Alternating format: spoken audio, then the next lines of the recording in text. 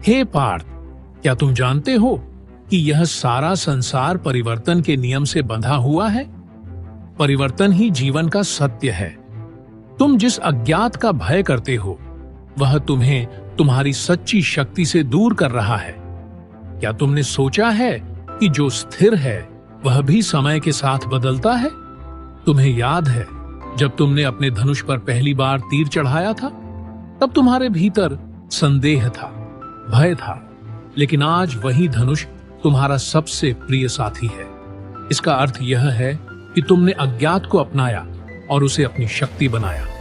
परिवर्तन से भागने का अर्थ है जीवन से भागना। यह संसार माया रूपी है और यह माया हमेशा बदलती रहती है। जो स्थिर प्रतीत होता है वह भी समय के चक्र में गतिमान है। क्या तुम नदी को देख सकते हो? उसका प्रवाह अनवरत चलता रहता है।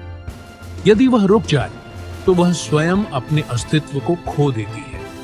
यदि तुम अज्ञात से डरते हो तो याद रखो कि वह परमात्मा ही है जो हर परिवर्तन के पीछे है। जब तुम मुझे अपना आधार मान लोगे तो कोई भी अज्ञात तुम्हारे लिए भयावह नहीं रहेगा। तुम्हें अपनी जिम्मेदारी निभानी है, अपने कर्म पथ पर अडिग रहना है। परिवर्तन उस तीर की भांति है जो तुम्हारे लक्ष्य को भेदने के लिए तैयार है। लेकिन यदि तुम धनुष की डोरी को थामने में डरोगे तो तीर कभी लक्ष्य तक नहीं पहुंचेगा। अज्ञात में डर है क्योंकि हमारा मन उसे नहीं समझता, लेकिन तुम्हारा आत्मा जो अनंत है वह हर परिवर्तन को स्वीकार करता है। तुम इस शरीर मात्र नहीं हो, तुम आत्मा हो और आत्मा को कोई परिवर्तन नहीं डरा सकता। याद रखो, जीवन का हर बदलाव तुम्हें मजबूत बनाने के लिए आता है।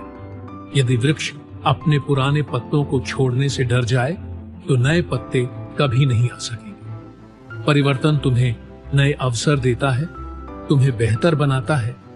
इस युद्ध भूमि में यह तुम्हारा धर्म है कि तुम कर्म करो। परिवर्तन के भय से अपने कर्तव्य से पीछे हटना तुम्हारे लिए उचित नहीं है।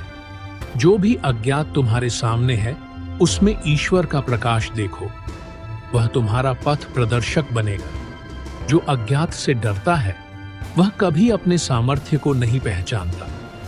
तुम वह हो जो इस युद्ध को विजय में बदल सकता है।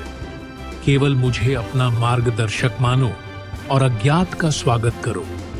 याद रखो, परिवर्तन ही तुम्हें तुम्हारे सच्चे स्वभाव तक ले जाएगा। अब उठो, अपने धनुष को थामो और अपनी आत्मा के प्रकाश को पहचानो। परिवर्तन को अपना मित्र बनाओ, क्योंकि यही जीवन का नियम है।